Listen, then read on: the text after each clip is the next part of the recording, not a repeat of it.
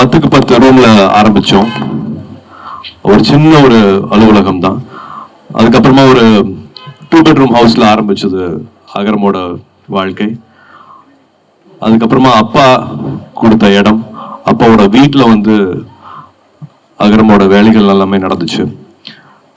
2006ல அகரம் ஆரம்பிச்சாலும் 2010ல இருந்து தான் விதை அப்படின்னு இப்ப சொல்ற அரசு பள்ளியில படிச்சு முடிச்சு வர மாணவிகளுக்கும் மாணவர்களுக்கும் கல்லூரியில சேர்க்கிற திட்டத்துக்கு பேர் தான் வந்து விதை. அது எல்லாருமே முதல் தலைமுறை மாணவர்கள். இப்ப நீங்க பார்க்கலாம், இங்க 5813 மாணவர் மாணவிகள் வந்து படிச்சு முடிச்சிருக்காங்க. இன்னும் 2000 மாணவர்கள் வந்து படிச்சுட்டு இருக்காங்க.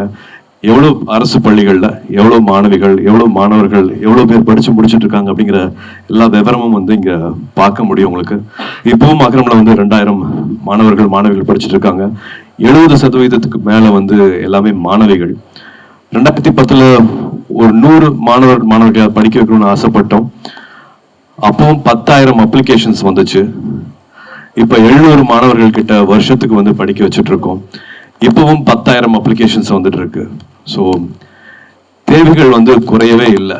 இப்பவும் 2025ல இப்பவும் நம்ம கூட நம்ம சமூகத்துல முதல் தலைமுறை மாணவர்கள் மாணவிகள் இருக்காங்க. காசு இல்லை அப்படிங்கிற ஒரே காரணத்துக்காக அப்பானால படிக்க வைக்க முடியாது, அம்மானால படிக்க வைக்க முடியாது, என் பிள்ளைய படிக்க முடியல அப்படின்னு நினைக்கிற பல குடும்பங்கள்ல இந்த நிலவரங்கள் இருக்கு. இப்ப நம்ம தம்பிகள் தங்கைகள் சொன்ன மாதிரி வந்து கல்வியே எங்களோட ஆயுதம், கல்வியே எங்களோட கேடயம். நான் ஒருத்தரையாவது படிக்க வைப்பேன்னு சொல்றாங்க. நான் பெற்றதையும் கற்றதையும் நான் இந்த சமூகத்துக்கு கொடுப்பேன்னு சொல்றாங்க. ஸோ இதுதான் வந்து அகரமா மாறி இருக்கு.